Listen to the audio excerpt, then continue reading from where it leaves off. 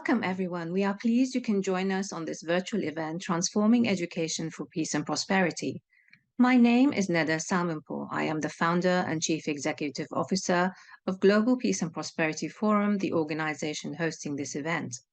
At the heart of transforming education is the reassessment of what we learn, where we learn, and how we learn to ensure that we develop the knowledge, skills, values, and attitudes that enable us to make informed decisions and actions to address the global challenges to human security and planetary sustainability, as well as a collective commitment to education and lifelong learning as a preeminent public good.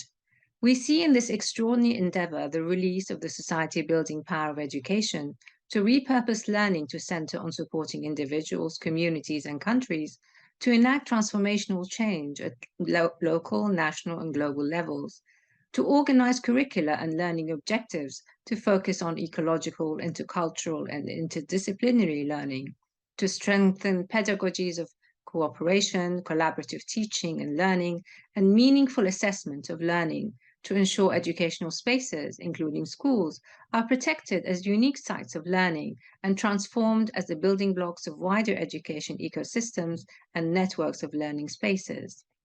In 1996, UNESCO released the inspirational Delors report, Learning the Treasure Within. It presented a vision of education based on 4 pillars of learning: learning to live together, learning to know, learning to do, and learning to be. The report emphasized that the survival of humanity is highly dependent on learning how to live together.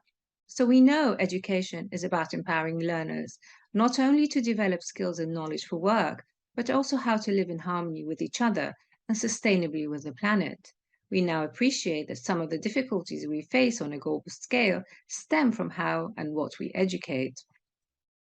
How our children are educated to become informed citizens, decision makers, and leaders in a multicultural, multi-ethnic, and multilingual society, and respond to global challenges will determine whether our world is nurturing, cohesive, and progressive, or inhospitable, divided, and unsustainable. The significance of transforming education to achieve peace and prosperity cannot therefore be overlooked. Today, we have a stellar panel that will help us unpack the outcomes and follow-ups to the Transforming Education Summit. Our keynote speaker is Ms. Yasmin Sharif, Director of Education Cannot Wait, an organization established at the World Humanitarian Summit in 2016. A Swedish national, Ms. Sharif is a lawyer specialized in international humanitarian, human rights, and refugee law. She first joined the United Nations in 1988 and has served with the humanitarian development and peacekeeping arms of the United Nations.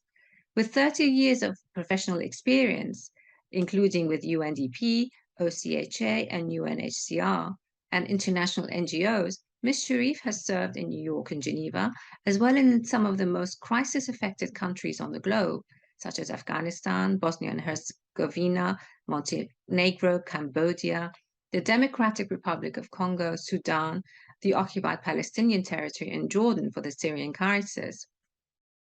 In addition, she has led missions to Bangladesh, Chad, Central African Republic, East Timor, Kosovo, Guatemala, Pakistan, Sri Lanka, and Uganda. Ms. Sharif's long outstanding service to the crisis-affected populations covers a broad range of operational humanitarian development assistance programs in crisis, post-crisis settings, strategic policy making at all levels, and management of highly effective and results-driven team. Ms. Sharif has also worked as an adjunct professor at Long Island University, responsible for the master's program of the United Nations in Human Rights, and has published on humanitarian and development issues, as well as international law. She has appeared in the media in Scandinavia and the US, and is also a Huffington Post blogger. Ms. Sharif is the author of the book, The Case for Humanity, an extraordinary session, which was launched at the United Nations in New York in 2015. In 2017, she received the annual Sweden's UN Friend Award. Ms. Sharif, thank you so much for joining us today. You have the floor. Thank you. So I'll start. Okay, thank you very much. I wasn't aware, but that's okay. We have to think on our toes all the time. Let me first congratulate you to this panel and the panelists, and to the concept note that you wrote. I actually got very inspired when I read the Global Peace and Prosperity Forum Prosperity Forum's concept note. I said, wow, this is the way we need to think today. We need to start asking the moral questions, the questions for humanity. And I'm also very glad that you mentioned UNESCO's social contract and the whole issue of learning within, which reminds me of another paper I read called Development Within, or Development Goals, but within. It's so very important in the 21st century when we look where the world is today, and considering that the United Nations Charter, drafted 77 years ago in San Francisco, with an absolutely beautiful, almost poetical preamble, we the people, and never again, preventing the scourge of war and human rights for all, to see that despite the enormous efforts made by the United Nations, which is our only multilateral organization we have with such beautiful charter, the world is also suffering a lot. And I'm sitting here right now in the Democratic Republic of the Congo. I'm traveling here for a week, so I'm calling in from my hotel room. And to see the enormous human suffering on the ground. I used to work here in 1997. So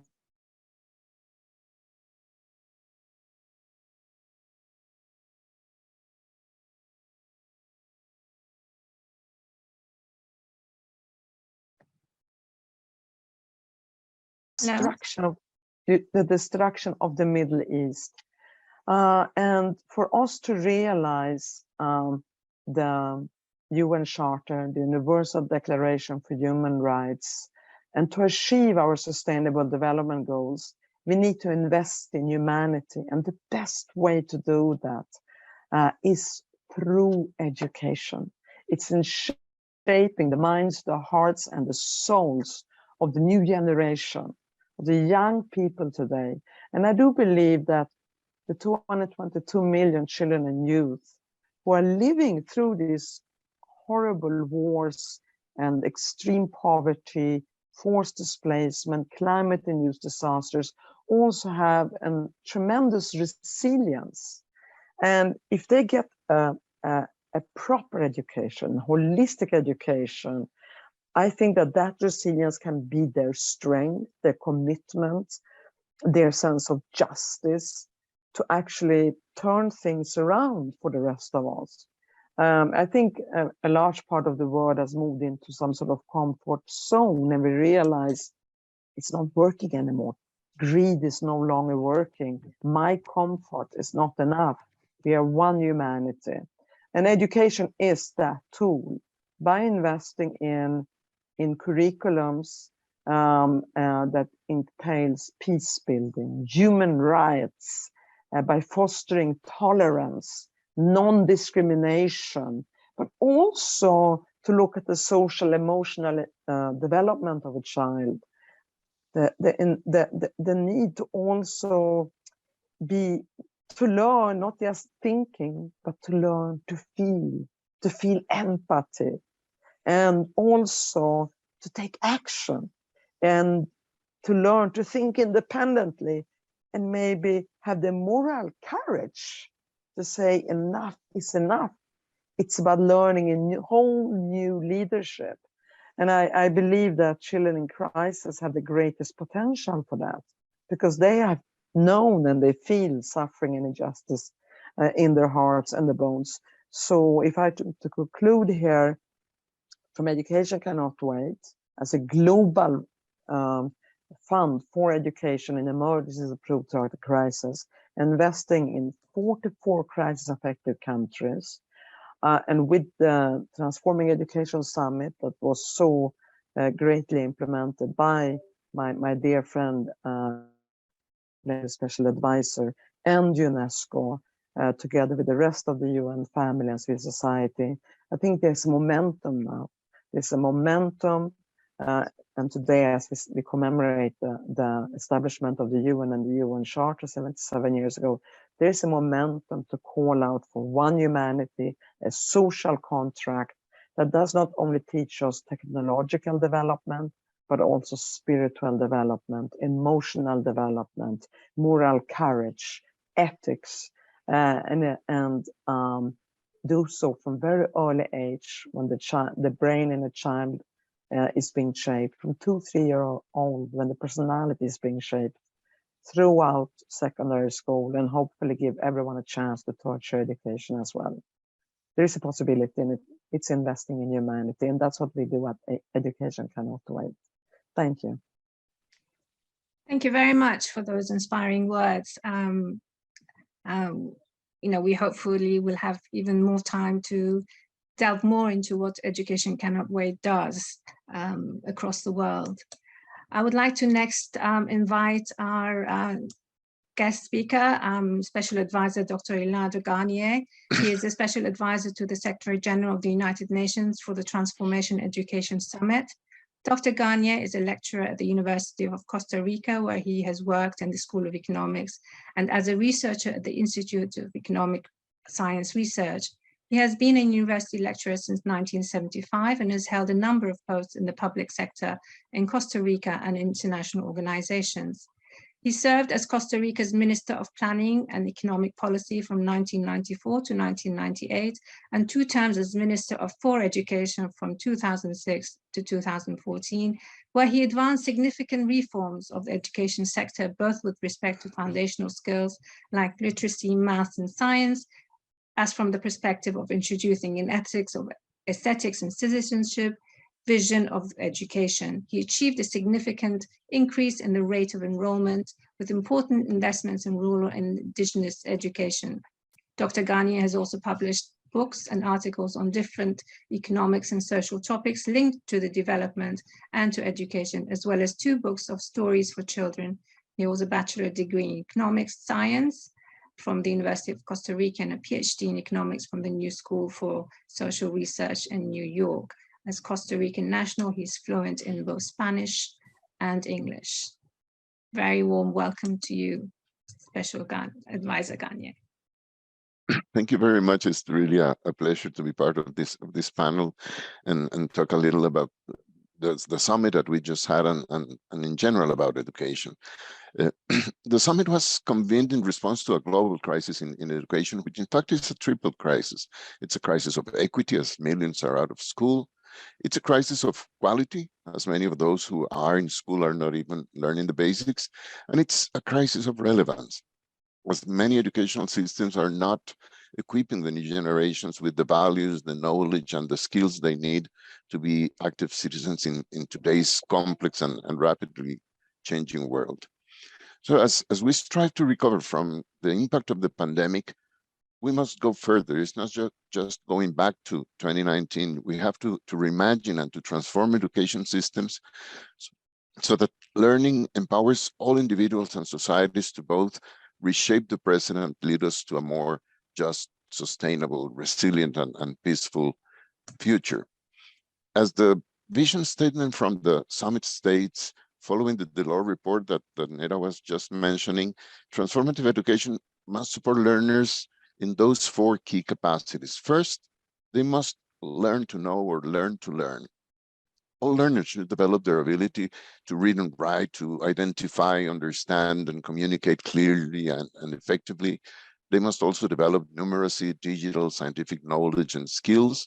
And education must also instill in them the curiosity, the creativity, the capacity for critical thinking, and to nurture social and emotional skills, empathy, kindness. Second, they must learn to do. As the world of work goes rapid, fundamental changes, so must education change in order to prepare every person for the challenges of the future, including the green, the digital, and the care economy, and offering them lifelong learning opportunities. Third, and this is something much more difficult, they must learn to live together. In a world like the one we're living in, with increasing inequality, rising tensions, fraying trust, and existential environmental crisis, education must help us to live better with each other and with nature. This has to do with ethics, with equality and justice, with civic responsibility, democracy, and human rights, with the respect and enjoyment of human diversity. And of course, with our capacity and active commitment as national and global citizens, with the goal of confronting poverty and inequality and promoting a more sustainable development. Finally, they must learn to be. The deepest purpose of education lies precisely in helping every learner to learn how to live well, instill in learners the values, the capacities to lead a meaningful life, to enjoy that life, to share it, to live it fully. And in this sense, education must expand every learner's potential for creativity and innovation, the capacity to enjoy, to express themselves through the arts, the awareness of history, the diversity of cultures, and their disposition for leading a healthy life, to practice physical activities, games, and sports. All these higher purposes must be reflected in the transformation of the curriculum and in the pedagogical approach to learning. But one of the things we said in the summit is that to meet these higher purposes, we also need to transform essential elements of educational systems. First, we need safe and inclusive schools. Education does not happen in a vacuum. If we want to solve the crisis of equity we face in education, we must transform schools into safe, healthy, inclusive, and stimulating learning places. The schools of the future, whether formal or informal, physical or virtual, they must not exclude anybody. They should accept every person and make them feel welcome, cared for, protected, stimulated, and supported in their needs and according to their capacities. Second, of course, teachers. We need teachers to become agents of change. To transform education, we must support teachers so that they can also transform themselves. Teachers must become knowledge producers, facilitators, guides in the comprehension of complex realities. They must be trained and empowered to transcend from passive to active, from vertical, unidirectional to collaborative. They must promote learning based on experience, on inquiry, on curiosity, develop their students the capacity, the joy, and also the discipline for problem solving. They should also guide them in their learning to care for each other, to confront and solve conflicts peacefully, and to enjoy each other in their diversity. And third, of course, we need to harness the digital revolution for the benefit of public education, as it could be one of the most powerful tools for ensuring quality education for all and transforming the way in which teachers teach and learner learns. But if not harnessed properly, as we have seen during the pandemic, the digital revolution could rather exacerbate inequalities and divide us into increasingly intolerant bubbles. So we need a big effort to have open, free, and public access to educational platforms and content so that digital learning resources effectively foster the sharing of human knowledge from an intercultural perspective. Now, transforming schools, producing enough qualified and critical teachers, guaranteeing access to connectivity and digital learning resources, these things do not come cheap. Good education is expensive. And today in the world, we are not investing enough in education. We are not investing equitably in education. And to make things worse, in many places, we are not even investing efficiently. And these things must change. We could say that investing in education is a moral and a political imperative, but that hasn't been enough. Now we know that the cost of not financing education is much higher than the cost of financing it. So it should also be seen as an economic imperative. Of course, in low and lower middle income countries, the international community has to step in. But in many, many countries, especially in middle and upper middle income countries, national budgets will remain the main source for financing education. And governments must understand that education spending is not just a consumption expenditure, but a crucial long-term investment. In most countries, both the proportion of GDP and public expenditure devoted to education is inadequate and must increase. But even that is not enough. What must increase is the real investment per school-age person. That's a better indicator of what countries are actually investing in their people. And yes, this will require a progressive revamping of existing tax systems, increasing the proportion of taxes to GDP, protecting the level of educational investment. And in fact, as outlined in our common agenda, here multilateralism is key. We need a new global deal to allow developing countries to invest more in people, tackling the debt crisis, and especially avoiding the race to the bottom strategies. When you have a poor country that, since it is poor, attracts investments that are not very much sophisticated, they have low productivity, and they don't want to pay taxes for education because they really prefer to have this cheap labor working for them. That's a poverty trap, and that's exactly what we have to break with if we really want to finance education and transform this activity, which is the only way we can transform the lives we live in. Thank you. Thank you very much for a very comprehensive opening. It gives a good understanding of what transforming education is all about. And for those who maybe didn't have the chance to attend the conference, the summit, they now have a good understanding of what it is all about. If I now may turn to Secretary of State, Ms. Ioanna Zoumevori. She was appointed as Secretary of State to Minister for Foreign Affairs, Pekka Havas, excuse my spelling, on 4th of July 2019. As Secretary of State, she assists the Minister in matters relating to political steering and preparatory work. She also assists the Minister and represents him in the drafting of policy papers and in interministerial coordination. Her responsibilities include participation in the harmonization of policy positions, the implementation of the government program in the Minister's administrative branch, and the handling of EU and international affairs. She deals with matters relating to public relations, and she deputizes for the Minister. Previously, she was press counselor at the Embassy of Finland in London. She has a wide experience of politics, communications, culture, and civil society organizations. And she was previously a member of the Parliament and a city councillor. Thank you so much for joining us today, State Secretary. Thank you very much, Chair, and also Your Excellencies and fellow panelists and dear friends. It's really a privilege for me to actually participate in this online event. And also I was present at the test meeting in New York also ahead of ANGA. So I still have fresh memories from all those messages we got from there. So I'm really honored to speak here today. And I want to thank the Global Peace Forum for giving me this opportunity and taking this topic at the UN Day. I think it's a brilliant day to discuss the meaning of education and also how it's connected to peace and peace efforts we should do. Secretary Antonio Guterres really well stated today on Twitter that UN is being tested like never before at the moment, but also the organization was actually made for times like this.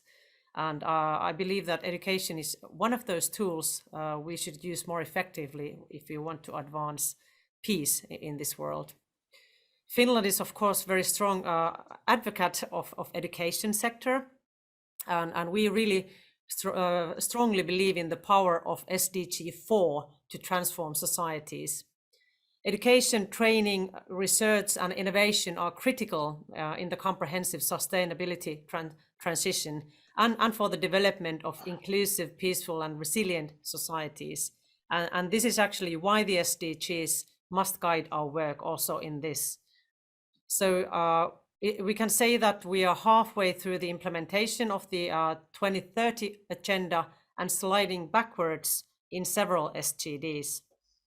Peace and security, as well as human rights, are prerequisites for sustainable development, and there cannot be sustainable development without peace, and no peace without sustainable development. And Finland, like the EU and all its member states, also condemns Russia's unprovoked and unjustified military aggression against Ukraine. We strongly support UN Secretary General's call on Russia to stop the war, and this is because this war threatens the achievement of the SDGs and the global economic recovery from the pandemic as well. So we are very concerned about the impact on this war on many things, especially on the lives of many people in vulnerable positions, impact on food security and also for young people and children. So I want to emphasize also in this context that the UN is very much needed, and even though we are talking about war quite often these days, I think we cannot stop talking about other things such as how to move from here to better future, and education is a fundamental part of that for the whole humankind. And when it comes to the 2030 agenda, I would like to emphasize 3 issues that are very relevant for the successful implementation. First, I'd like to say I agree very much with Dr. Garnier. We really must increase investments in education. It is the key for a sustainable future. And I think that that was also one of the most clear messages we got from the Transforming Education Summit. We need more investments in education. So we really in Finland look forward to the follow-up actions and national commitments that were made during the summit. Second, we must foster the potential of innovation. This is why Finland's Africa strategy, for example, seeks to intensify cooperation between African and Finnish partners, especially in research and innovation. Third, we cannot achieve the SDGs without gender equality. We need national efforts to ensure that every girl and woman is free from any form of discrimination, violence, or harmful practice. So we really must strengthen this work across all SDGs.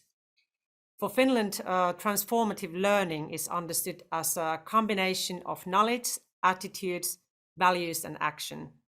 It promotes active global citizenship, where everyone is prepared and equipped with the necessary skills to take action for a more sustainable future. And I really also like what Dr. Garnier said about learning skills in human coexistence, about the education system that helps the students to live and connect with other people. I think that's one of the most fundamental things that education system must take into account. The multiple global crises, such as the COVID-19 pandemic, which has been mentioned here, has shown that critical media literacy skills are also more important than ever. That's something that we focus a lot in Finland, actually. And we think here that it may also have a life-saving impact. Media literacy has become a key element of civic competence that contributes to the prevention of social threats, such as systematic and targeted dissemination or disinformation and anti-democratic messages, hate, as well as violations of privacy and data security possibilities. And teachers are actually the key pillars or key pillar in this learning. So to conclude, there is a need for creating positive narratives and sustaining hope these days in our societies.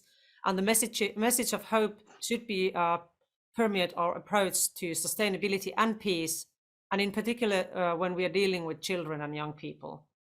Education is much more than a fundamental human right. It is the foundation for equity, peace, and prosperity, underpinning the entire 2030 agenda. And maybe just to state, to conclude, that I come from a country which has built its whole well-being society model on education and equality. So I think we have really good first-hand knowledge from history how education can actually work.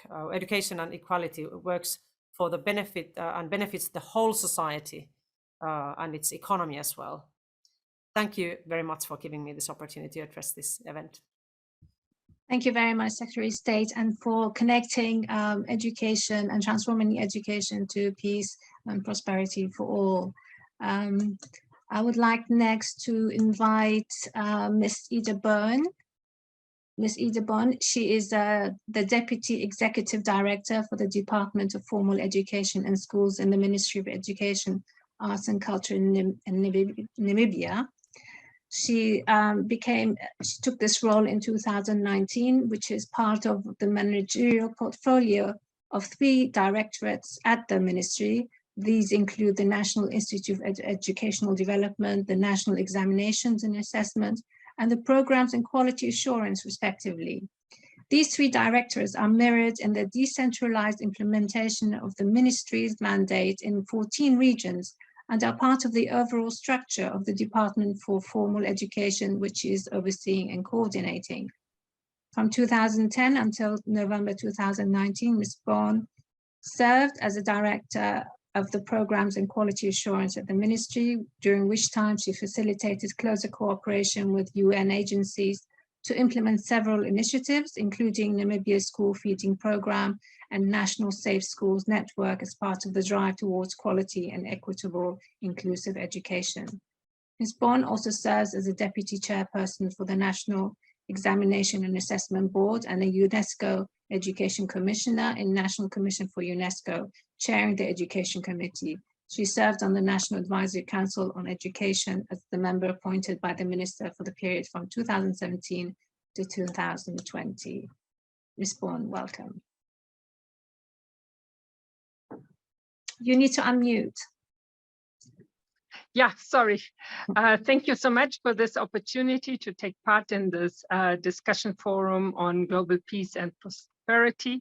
I do acknowledge all the previous speakers and value their contributions.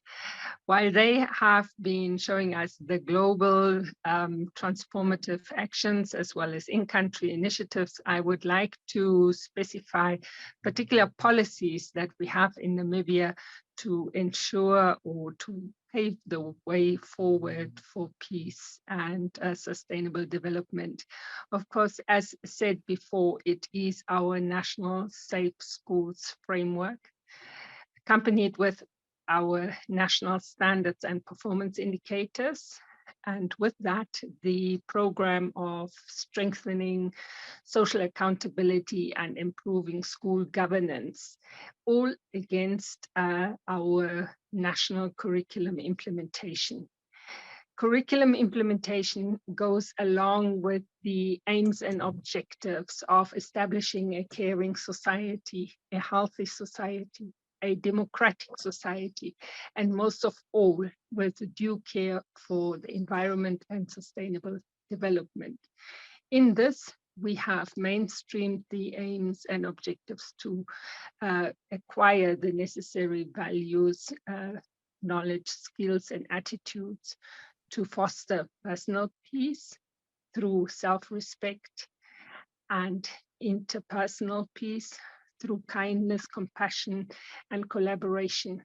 Social peace as respect for diversity, national reconciliation is embedded here, liberty and cultural tolerance, harmony in totality, international and world peace, so that we take due cognizance of justice and cooperation with nations. So the Safe Schools Framework then enables school principals to assess their schools against the national standards and come up with necessary initiatives. We have a program where we do train the training of trainers, cascading the training of making use of the resource packs in order to establish safe and healthy schools. The social accountability program takes place in all regions across all schools. We take on communities, we build their capacity to take part in school governance in order to create a democratic dialogue, mutual understanding to foster respect and maintain the understanding for maintaining peace through collaboration. The national standards and performance indicators are then dissecting the performance of every school in 7 key areas, of which we analyze the school as a social unit. Within that is then where targeted interventions are taking place. We do collaborate with development partners as well as civic societies and foundations created through businesses, established businesses in the country that support this training program. Now, as much as it focuses on the community, the teachers and school management, there's another program rolling called Edu is a fictitious ideal learner character that then through peer counseling enables learner representative councils to take care of intergenerational dialogue, but also to build the capacity of peer counseling and conflict resolutions. So with these activities that we have from national level down to community and school level, we do our best to train and foster peace through education. I thank you. Thank you very much, Ms. Bond. Thank you for giving us a nice picture of how the education system in Namibia is developing. I would like to now invite Dr. Radhika Iyengar. She is the Director of Education and Research Scholar at the Center for Sustainable Development of Columbia University's Earth Institute. She leads the Education for Sustainable Development initiatives as a practitioner, researcher, teacher, and manager. Her research interests consist of conducting evaluations of educational programs and international educational development. In addition to directing educational initiatives at the center and fieldwork in over 10 countries, she contributes to the scientific community focusing on international educational development with articles published in reputed journals and reports that are used by both domestic and international stakeholders. She's also serves as the chair of the Secretariat for Mission 4.7. Mission 4.7 focuses on UNESCO's global leadership on education for sustainable development and global citizenship education. Mission 4.7 was founded by Global Schools and SDG Academy, both flagship programs of the UN Sustainable Development Solutions Network, in partnership with the Ban Ki-moon Center for Global Citizens, UNESCO, and the Center for Sustainable Development at Columbia University. Radhika. Thank you so much, Nida. I want to just start with a very personal note. I think this panel is very personal to me in many ways. I just came back from Bhopal, my hometown in India, and saw that there were floods and many parts of the town was in floods. There were a lot of infections going on, and it was surprising that even after all this, if I speak to people, we have my sister runs a non-profit there. It was considered to be okay, normal. People have normalized this climate problem. I think that is a big problem that we need to highlight here. We should not normalize what is currently going on. It is the same Bhopal that had the 1984 Bhopal gas tragedy. And my family was one of the survivors. We survived because the wind was not in our direction. If it was, our entire population in that area would have died, like the many other friends who died in Bhopal. Just to highlight what Neda said, one of my publications was in Comparative International Education. It's a Comparative Education Review with my professor at that time, Monisha Bajaj, and we worked on this paper, which basically stated that the textbooks and the curriculum do not include the Bhopal gas tragedy as much as it needed to be referred to. We had to learn a lot. Bhopal had to learn a lot. India had to learn a lot from the gas tragedy, but the textbooks were not doing fair justice to the gas tragedy that we encountered, where many people, thousands of people got wiped out in just one night. So to come to think of all my esteemed panelists who have been laying the roadmap for us, I think it's very critical to have the framework of peace and justice, climate justice specifically, as well as environmental sustainability at the core. So if we focus on them as the core, all the rest of the things will fall in place.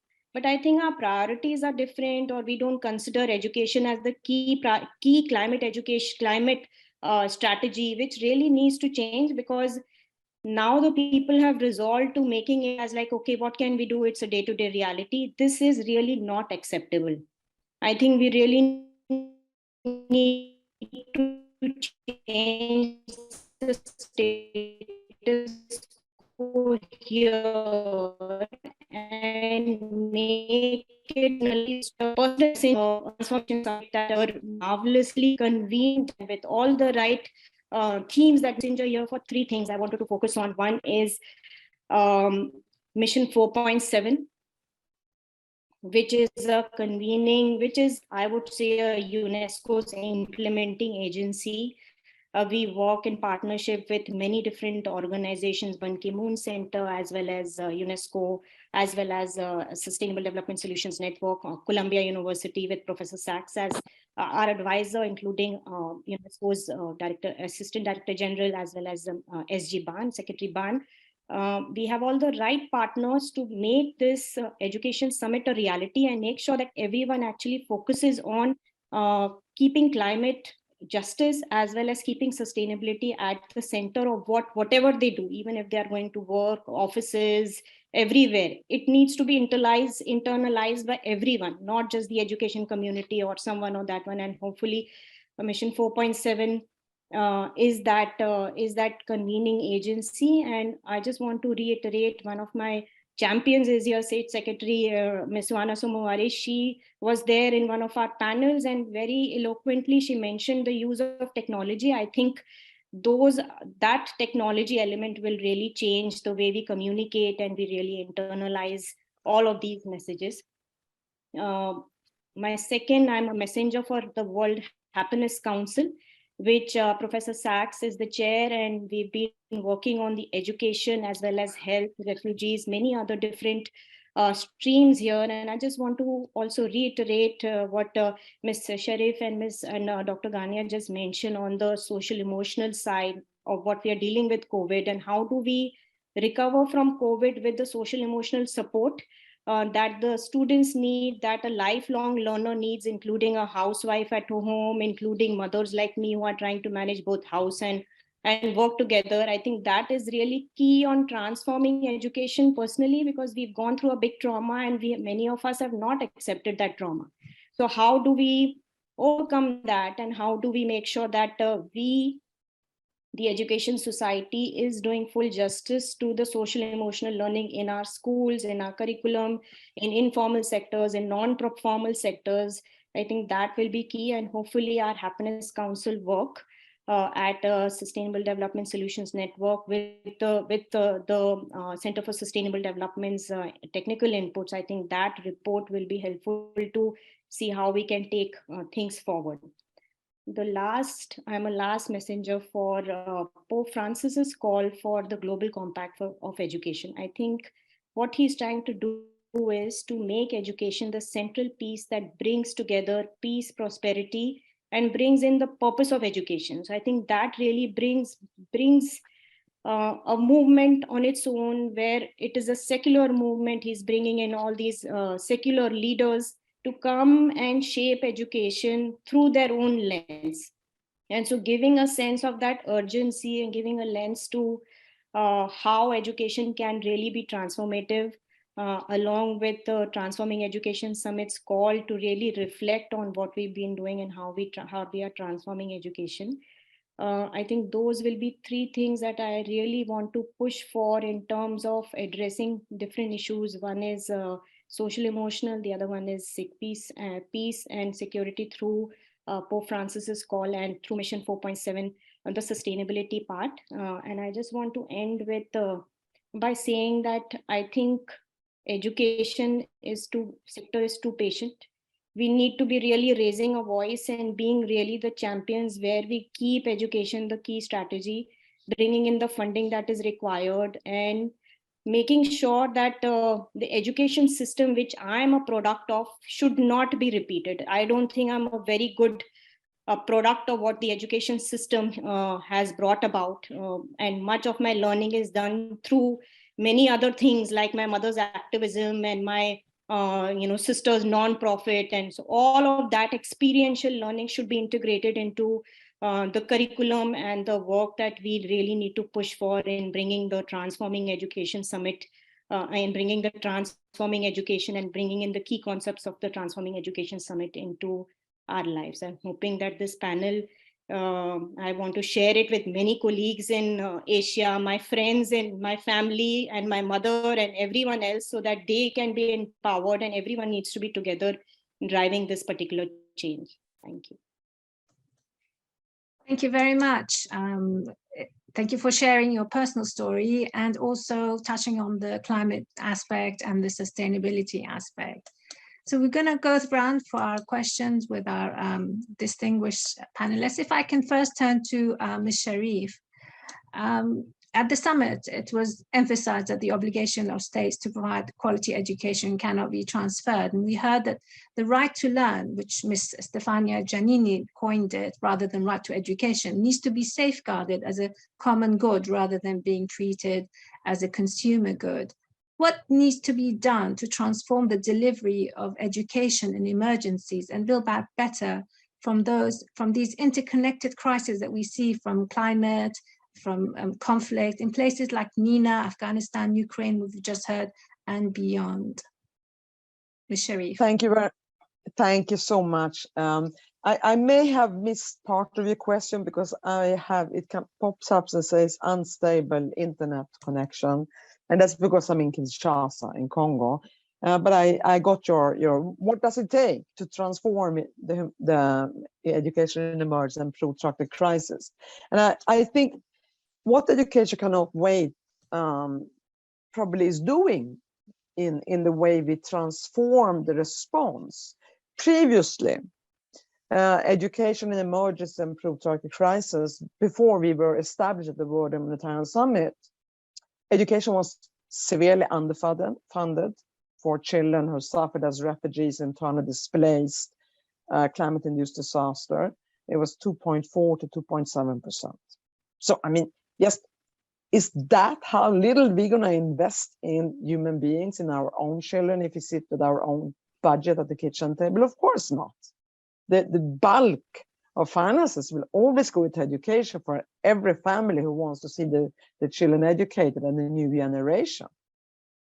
So very small. And the reasoning was in the humanitarian community, well, education can wait until the conflict is over. Education can wait until peace has arrived. Education can wait until we have reformed the governance structures. Well, and I have been around in this kind of work for 3 decades. Well, we're still waiting in Afghanistan, and here in the Democratic Republic of Congo, we're still waiting, and that's 40, 50 years. We're still waiting in most conflict crisis countries, because the average for a refugee is 17 years, and we have refugees who have been in refuge for 40 years. So no, it cannot wait. That's number one. It has to happen immediately, so that you don't lose out on your education, despite the fact that you happen to be the target for conflict, for destruction, for dispossession. And that goes across so many countries. I mean, we speak Ukraine, we speak the occupied territories or Palestine, West Bank and Gaza, that's in 67. We speak Syria, some 12, 13, 14 years, Afghanistan now with the Taliban retaking the power, and not to talk about the Sahel, sub-Saharan Africa, or South Sudan. So no, we cannot wait. 2, we speak about localization and empowerment and local empowerment. What kind of local empowerment is it if we deprive a child, a youth, or a family from investing in the only hope they have left? And I think Finland, my colleague from Finland, said very well, the knowledge, the values, the attitude, then eventually empowers you to take action.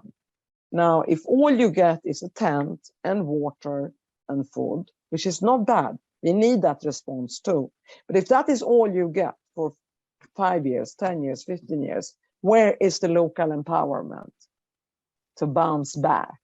How are we recognizing your humanity? Because the best way is through an education. So that's why we were established. But then on the development side, you had another issue. So that was the humanitarian part. On the development side, why education was underfunded, why 75 million children and youth were left furthest behind, and today they have escalated to 222 million, is the development actors. First of all, they couldn't reach those who were left behind the front lines. You take a country like Central African Republic, where you have 12 different militia groups controlling different territories, and you can only reach the capital, the government, but you can't reach all the other areas in that country. Or even here in Democratic Republic of Congo, we have about 65 armed groups in Eastern Congo. A typical development approach will not have the security, the access, and the humanitarian ability to operate with this humanitarian impartiality. So the challenge is when you try to take a traditional development approach. So what we do in Ghana, let's do that in Syria, or what we do in Senegal, let's do that in Afghanistan. No, you can't. You have to have a context-specific, crisis-sensitive approach. So this is what Education Cannot Wait brought about. That's our transformation, together with all the UN agencies and civil society and education ministries and private sector and strategic donor partners in governments. Humanitarian sensitive approach to development sector. How do we do development, such as education, in the midst of an active conflict or a crisis? And so that's what we say is you need to achieve development depth. That means you need learning outcomes in education, but you need to move with humanitarian speed because it cannot wait.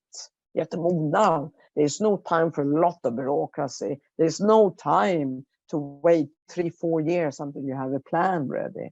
No, you have to move.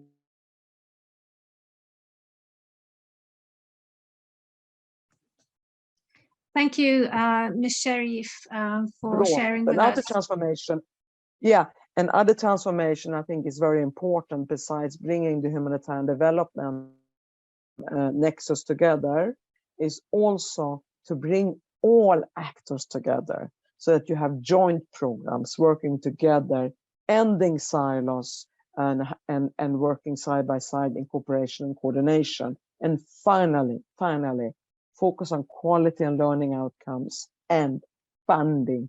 And for Education Cannot Wait, we have reached 7 million through an holistic child-centered education. We are aiming in our new strategic plan to reach 20 million, provided that donors come forward with 1.5 billion. And that money exists. It's a matter of greed or giving. And that's the issue of humanity today. We stand on that cusp of humanity. Do we keep it to ourselves or do we share with the rest of the world? It goes back to what Leo Garnier said, the socioeconomic inequity.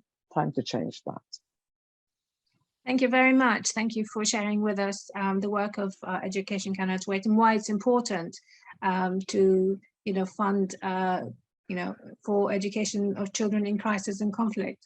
And sometimes, aid doesn't get taken away when other sort of important crises do come to the forefront. If I may now turn to Special Advisor Garnier, perhaps you can share with us about the summit's follow-up and what are planned for moving forward with the transformation of education from global to national.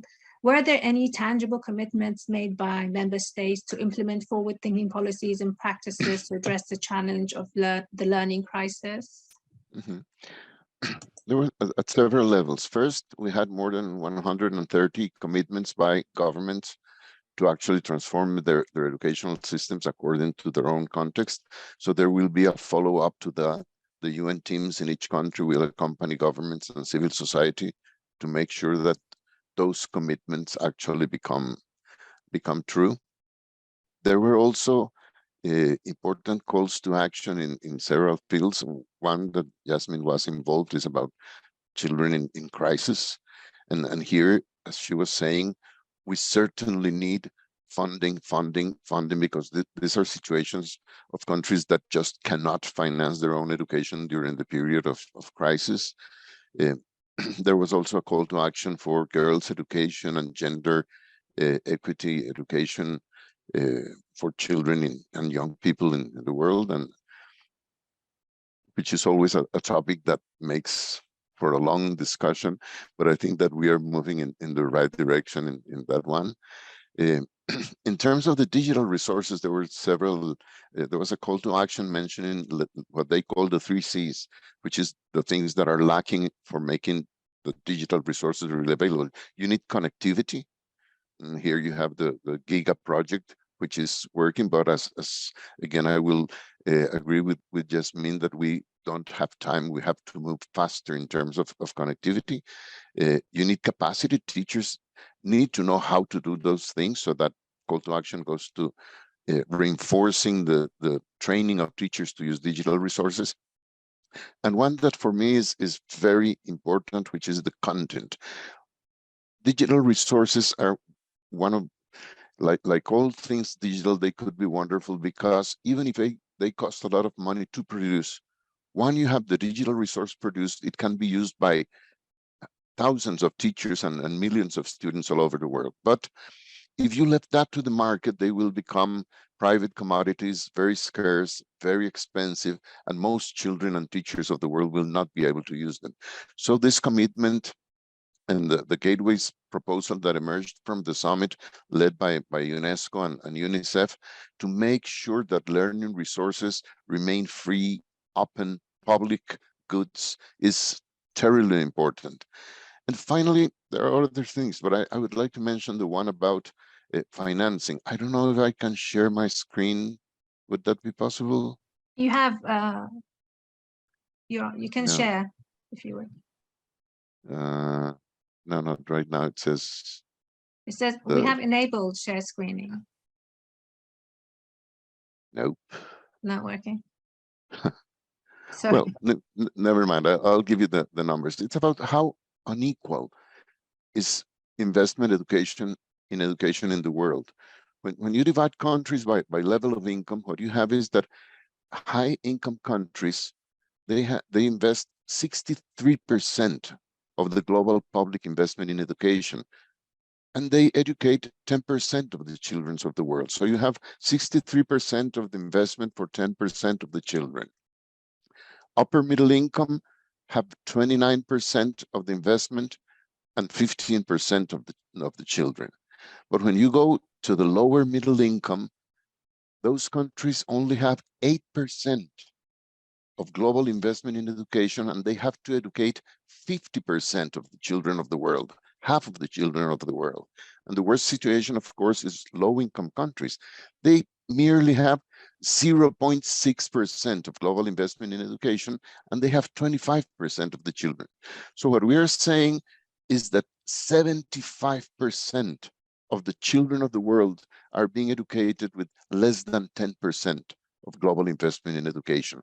That's where inequality begins, because you have such a wide difference. And of course, if you go deeper and you go into each country, you will find that inequality is also present in those countries. So I think that the most urgent call we would have to make is to confront inequality in educational investment. We really need investment to go to rural areas, to the poorest kids, to those in disadvantage, with disabilities, with two girls, and as Jasmine was saying, to children is in conflict. Maybe, and this, to sum up, or my frustration with this, rather, we know these things, and we've known these things for many years. And still, countries do not invest enough in education. And Jasmine was saying, because it's for lack of solidarity and an excess of greed. Yes, I agree. But it's also because there is like this, I call them poverty traps, that when a country is very unequal with a lot of cheap labor, the kind of investments that go into that country are investments with low technology, very low productivity. They don't really need human capital, so they don't want to pay taxes in order to educate people because they don't need it. So my point is that education is essential to change the type of development a country has, but changing the type of development is necessary to change education. So we have to break loose from these poverty traps.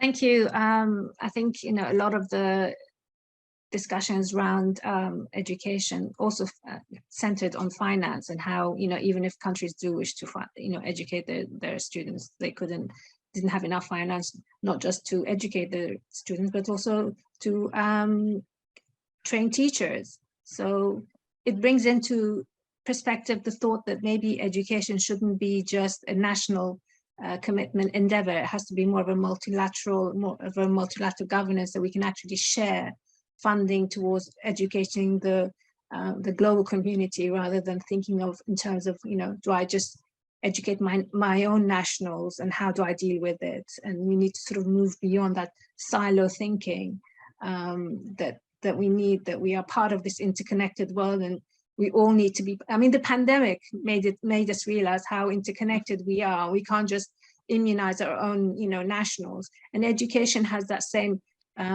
attitude that, it is foundational, not just for personal growth, for national growth, but the growth of civilization, human civilization. And therefore, all members of society need to be educated fully so that they all can contribute to the advancement of human civilization, and not just to personal growth or national growth. And we've seen with the climate change, how if you're silent in your thinking, the impacts have catastrophic effects, and we need to change our mindsets.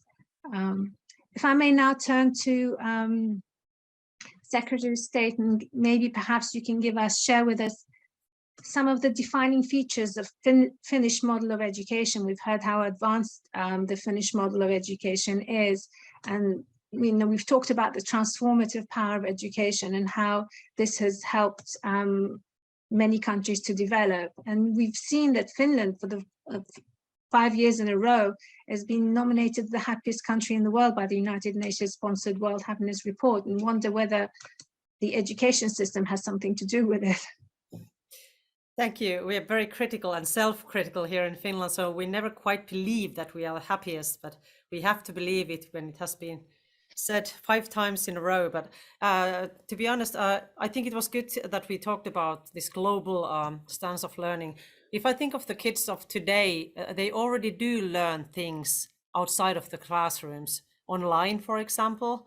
Everything travels fast online. So either we want it or not, the kind of absorbing and getting information from outside of the classrooms is already here. So that's why we have to be kind of rethink also how we are in classrooms. And I would also like to say that when it comes to democracy and advancing democracy, we consider it really important that we have our national action plans on youth, peace and security, UN resolution. We were the first country to outline one, and it is very important that we talk about meaningful participation of students and kids in their education as well, so that it's not just from top down, but it would be kind of co-creating and learning, peer-to-peer learning, and what Dr. Kanyer was talking about, how we learn to live with each other. This kind of I think it's kind of a peace education, when we learn to coexist and negotiate, and learn how we can actually have an impact on our lives, either our own lives or our environments. And one key factor is how the teachers are equipped to kind of promote this kind of learning model or methods. And in our national curricula, I think we think that we must provide the basis for example, for sustainability work or any other kind of work in schools at all levels of education. And the curriculum planning is key. And in Finland is conducted through a broad collaboration with teachers, experts and stakeholders in order to ensure its relevance. And of course, teachers have to be empowered and encouraged to innovate themselves as well, because they are also the future makers. And how can we expect our pupils and students to become innovators or designers or creative thinkers if we do not equip our teachers with the necessary agency to encourage them to do so? So teachers need these competencies and courage to try out and seek new ways that can better support transformative learning also of kids. And this requires supporting teachers and trusting also in their expertise and potential to develop their profession. And they have to have their own leverage to kind of have a little bit creativity in how they plan their work.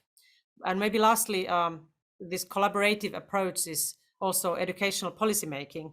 So the key to ensuring that education remains relevant is to foster collaboration at all levels. And in Finland, teachers, together with the trade unions, are our single most important partners and engaged in any reform or policy or legislation what we outline.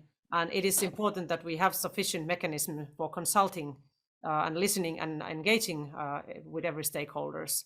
And I think this kind of co-creation in policies is very has been good in Finland, and it could be good anywhere else as well. So teachers, we can't forget teachers and their significance in this topic. Thank you. Thank you very much. Do we have Ms. Bond still with us, or have we lost connectivity? I'm not sure. I'm still here. Yeah, good, thank fantastic. So if we can turn, and maybe perhaps you can share with us, at the summit it was said that transforming education must be local and global at the same time, that nations must have the agency to transform education in culturally and contextually relevant ways, with particular delineation given to developing and developed countries, global south or global north. Can you please share with us some of the measures Namibia is taking following the Global Transformation Education Summit? I mean, have you had any, we heard about the ones that you've done before, but do you have any new initiatives?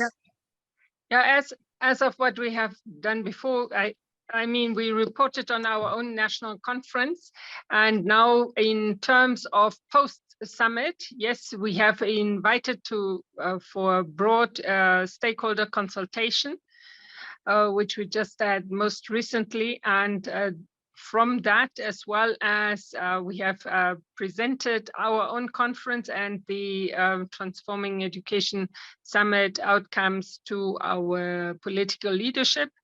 And from there onwards, we are co-creating together, I mean, from all sectors in education, as well as, telecommunication sector, the education, higher education, teacher education, technical vocational. So we have involved all representatives from various sectors, including development partners, in coming up or designing an implementation framework for the conference recommendations, as well as the test recommendations. So that has a short-term plans, medium-term, and long-term. So the long-term target would be 2030. And then in between, the 5-year gap is the medium, and the 2-year span that includes up to 2024 is the short term. And as we have heard, is that getting the foundation right is also an underlining theme with us. So we are reinforcing existing initiatives that have started about 2 years ago to improve foundational literacy and numeracy. And again, not just from teacher training, but also community development efforts, and so that we follow the holistic implementation. So once we have our implementation plan crafted, we will have to go into the second phase, which will be in 2 weeks' time, into costing. And then it's the most challenging time. We'll probably invite to another national consultation to source the funding.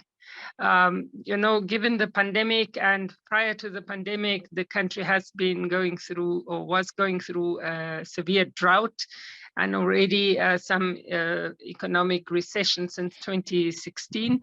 So altogether, it is not an easy time. So we'll have to find ways how to, at the end, fund our implementation plan. But for now, we are still ambitious and would want to see how we can do more with less within the resources we have. Namibia is known for investing already 23% of its national budget into education. And yeah, with these few words, I think I congratulate all speakers in this forum. Thank you. Thank you very much. I think there is a theme that keeps coming up, and that is collaboration, and how important collaboration is between different sectors and in achieving the goals of transforming education. And that's no longer possible to do these things in a silo fashion. If I might now turn to Radhika, we understand transformation education. Oh, let me just ask you this, because we've talked about that. In recent years, university-led community engagement initiatives are gaining momentum, driven by shifting perspectives as well as demand by students for greater involvement in real-world experience and impact. We've seen some shifts in the role of higher education, just as we've heard now, in institutions from knowledge producer to co-creator of solutions. Can you share with us how Columbia University and Mission 4.7 draw on the knowledge skills of partners from outside the education system, including local groups, to share creative hands-on learning methods as a process in the co-creation of SDG solutions? Thank you, Nida. I think, as you mentioned, collaboration is key. And Columbia University, along with the Sustainable Development Solutions Network, we are partnering with a lot of universities, getting a momentum of universities going. There is a whole network of universities, hundreds of universities across different continents coming together and sharing practices, because sometimes it's such a lonely experience. You are doing a lot of work, you don't know how to improve your model because you haven't been exposed to other programs. So I think it is very key to have these networks going, have a lot of community of practice. Here in the US, through SDSN's SDGs today, we've convened this community of practice on transforming on ideas on transforming education, and we are doing our own local transforming education summit for the US in February, where the US universities, communities, non-profits, student leaders, everyone will come together. Practitioners as well as academicians in the US are coming together to see how we can collaborate further. They will have their own youth sessions, they will have their own amplifying marginalized voices sessions. So I think those momentums have to continue, and we can't afford to live in our own bubbles, because we are here speaking to a lot of different community members, making those connections. And I think first, before we are doing all that, but I guess our realization was put in place after the COVID experience, where we saw that who are these communities that are being impacted by COVID the most. And we knew it was the racially marginalized and economically marginalized communities. And how do we recognize that? How do we raise this concern in different policy circles? And how do we acknowledge it and move it forward rather than leave it and then go ahead with other planning? So thinking of networks that are intersectional with race, with climate sustainability, with peace. I think all of these intersectional elements need to come together through a lot of community of practice work. So I think our work at the university is actually cut out, where we are trying to bring in the communities, where our climate school at Columbia University, working with various scientists, we've created Earth networks that are forming interdisciplinary collaborations between different disciplines, art, including architecture, education, science, of course, earth sciences are coming together to solve sustainable development issues, because we require not only intersectoral, but we require also interdisciplinary work. And how do you translate all of that into education, and not just school-based education for the communities? Because during COVID, we realized that many of the students are learning online, and many of these students need a lot of science-based activism, not just learning about how do you actually, it also involves storytelling, how do you tell your local stories with the SDGs in mind. So, but a lot of things to do, a lot of new initiatives coming forward from our end with a lot of university participation. I think that will continue to raise how do we bring in this thought of transforming education, and what are the key concepts as we go forward. Thank you very much. In fact, just quickly we're coming towards the end, but I want to do my round of questions. We're having such important discussions here. One of the things that keeps running out is that this competing need from domestic need for financing for education, and then you have the international need to support education in armed conflict, displacement, and other humanitarian crises. If I can turn to Ms. Sharif, Gordon Brown, the UN Special Envoy for Education, mentioned that a radical approach is needed for financing. We've heard that there's ways of doing taxation, there's ways of doing other things, but he also mentioned that there's a global compact for education financing that proposed that should allocate at least 15% of aid to education. He also mentioned a new facility called International Finance Facility for Education as an alternative funding mechanism for nations that would offer guarantees and low-cost finance for low middle-income countries, and which would be better than what the World Bank or maybe even the IMF can offer. Do you have any? Can you share with us how does that compare with the Education Cannot Wait fund, and how does that work alongside? Ms. Yasmin Sharif? You're off. Yeah. Yeah. Can you hear me now? Yes. I'm not so familiar with the Global Compact. The only Global Compact I'm aware of is the agreement that we made at the Refugee Forum in 2019, that we all have to work together, but in terms of supporting refugees. But I'm more familiar with IFID. Yeah. IFID is the International Financing Facility is an exemplary, I would say, and complementary model for Education Cannot Wait. You see, Education Cannot Wait, we are specialized in emergencies and protracted crisis, and we follow populations. And through our multi-year resilience programs, we bring in all partners, and we use the United Nations Systems Coordination Mechanism. And that's why it's so good for ECW to be in. We are a UN Global Fund, because these coordination mechanisms have been there forever, for the past 20, 30 years. So we move with speed, we come in, we develop 3-year programs, joint programs. Now, how does IFID, the International Finance Facility, fit into that? What they do is that they provide more than just grants. They offer concessional loans and front load them with very low interest rates, which enables countries who have gone through a crisis or going through one, like Lebanon or like Uganda, to actually borrow a substantive amount of funding and from there reform the entire education sector as part of the recovery. But it's a loan-based. And that, I think, is the power of International Finance Facility. So ECW, we work with grants, we focus on crisis, we follow populations. And then you have the Global Partnership for Education. They also focus on grants, and they work on sector plans, and they are more spread, working in countries that are, sometimes they focus on countries that are in crisis and complement us by dealing with the sector plans, the national planning, whereas we work on the crisis. Nigeria. Education Cannot Wait invest in Northwest Nigeria where the crisis is. They work in the more stable parts of Nigeria. So there are 3 different funding mechanisms.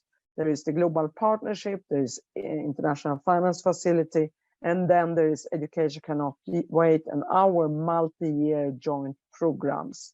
And we all have 3 different ways, different focuses, and 3 completely different hosts, United Nations, the World Bank, and then IFID, working closely with the banks and IMF. So I think that there are 3 different funding mechanisms, and depending on what you are addressing, if you're going to address crisis, refugees, internally displaced, ECW, Education Cannot Wait. If you're focusing on low-income countries that may not be in a conflict or areas not in a direct conflict with refugees, then GP. if you want to recover the education sector and you need a bigger chunk of front-loaded loans, then international finance facility. I think that is the complementarity that I have seen after the more than 5 years that I have been working alongside the three actors or mechanisms. Thank you for explaining to us the three different mechanisms and how they work along with each other. If I may now turn to Special Advisor Garnier.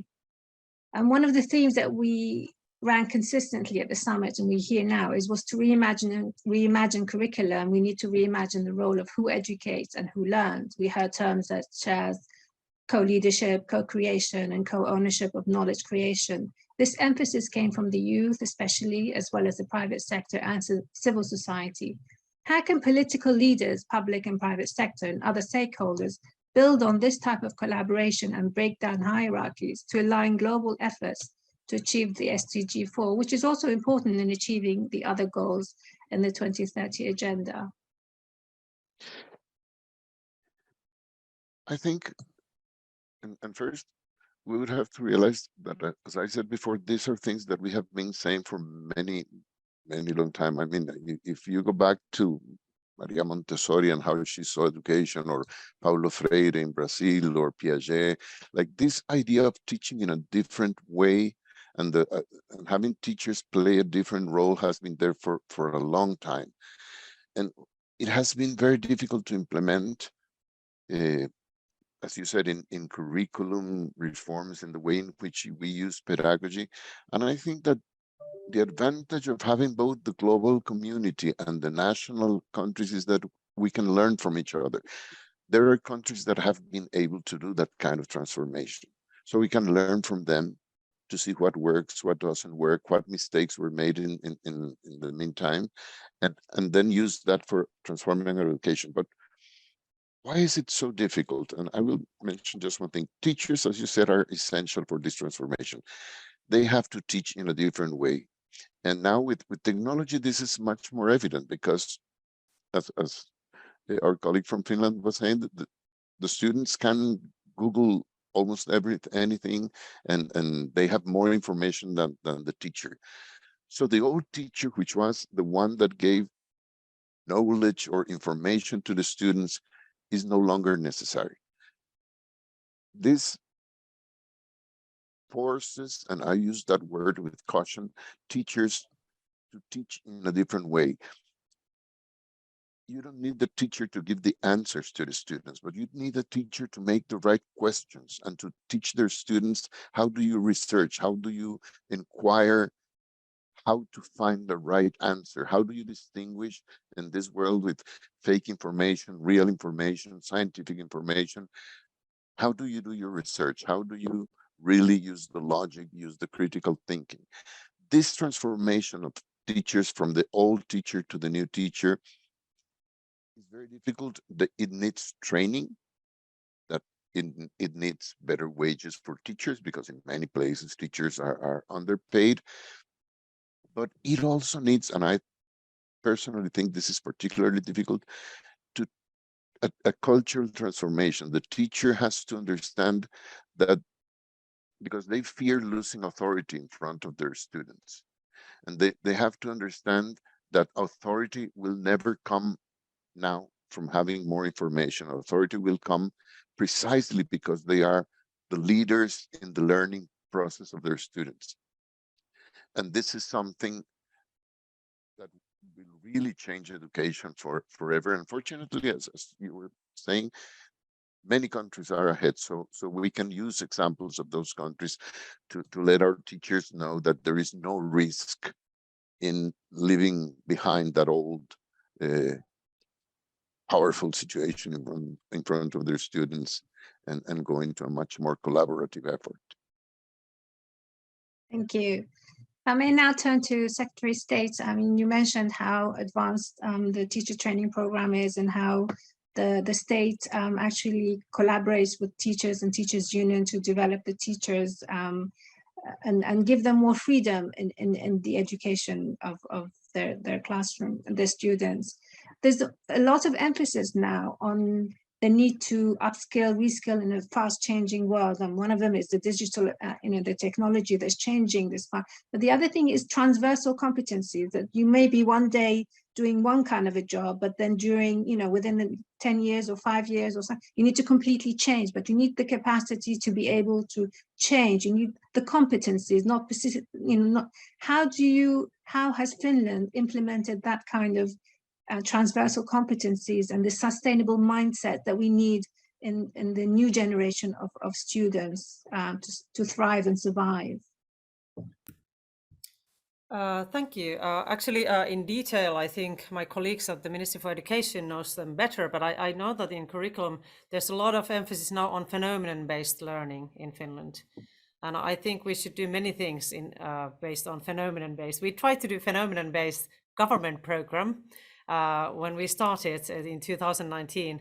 And then we learned that actually the budgets and sectors are still firmly in silos. But I think phenomenon-based learning and phenomenon-based thinking is in this kind of world where we face a lot of intertwining challenges, from climate change to conflicts, kind of military conflicts.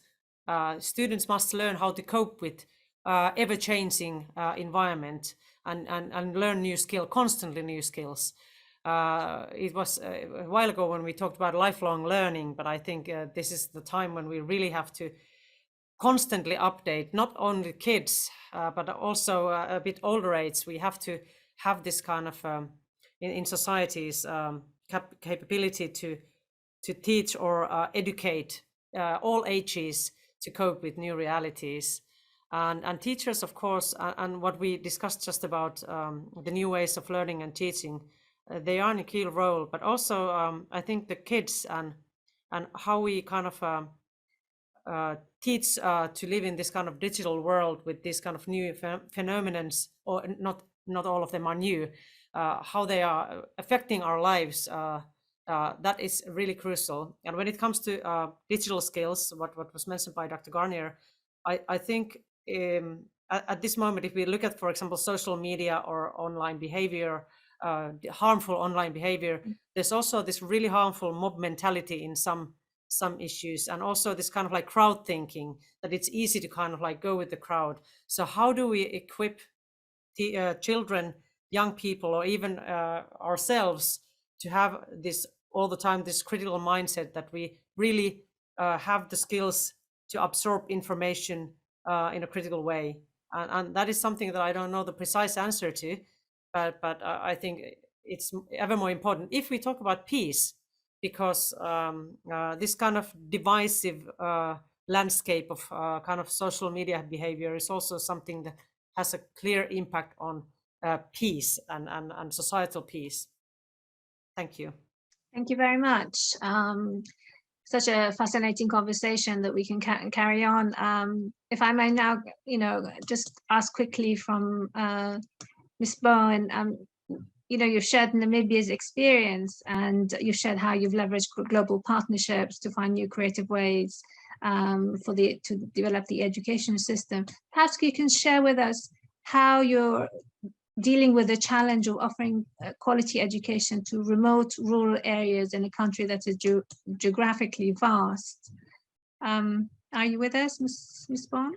Yes, I cannot change. I'm here. Okay.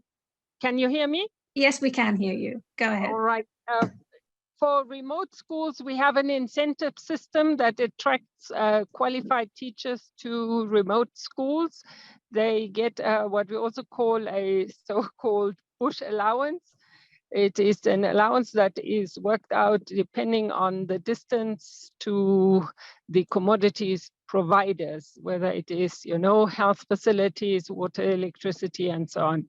So the model itself has been here and there under attack, especially by union members. So it is not absolutely flawless, but it was considered by other sectors in government to be rolled out. It was reviewed, and strange enough was also picked up that it's not necessarily the only driver to attract qualified teachers to remote schools.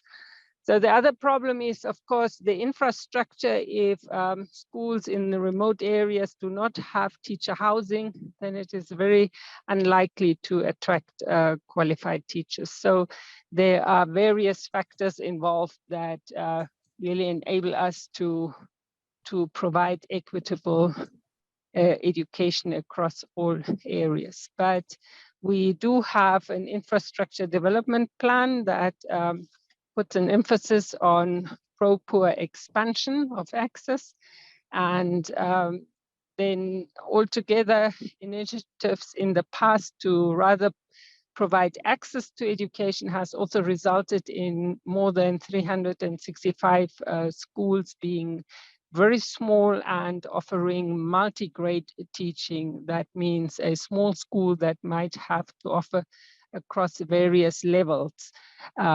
And then this distorts again the staffing altogether. In a macroeconomic analysis, we would always be classified as overstaffed, whereas we know that in densely populated areas, our teachers are totally overloaded. That often the